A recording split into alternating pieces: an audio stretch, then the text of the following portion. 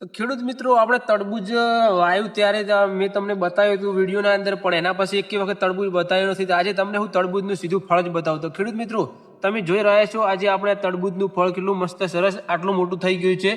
અને બીજું અહીંયા ફૂલ છે. પછી એક તમે બીજું પણ અહીંયા આ વેલા ઉપર જોઈ શકો છો. બીજું તરબૂજ, ત્રીજું તરબૂજ છે. તો ખેડૂત મિત્રો આવી રીતે આ વેલાના અંદર એક વેલે 3 થી 4 તરબૂજ આવેલા છે. તો ખેડૂત મિત્રો આપણા મરચાના આંતરપાકના અંદર તરબૂજનો પણ આંતરપાક છે. અને બધાય જગ્યાએ તરબૂજ આટલા થઈ ગયા છે. મતલબ તમે જોઈ શકો છો આ તો બધા આવા તરબૂજ થઈ ગયા છે. અને તરબૂજ આટલા પણ જો આગળવાળું આટલું છે.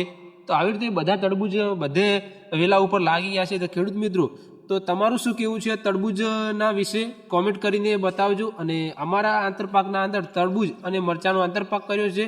તો ખેડૂત મિત્રો તમને અમારી આ ખેતી કેવી લાગી કમેન્ટ સેક્શનના અંદર જરૂરથી બતાવજો.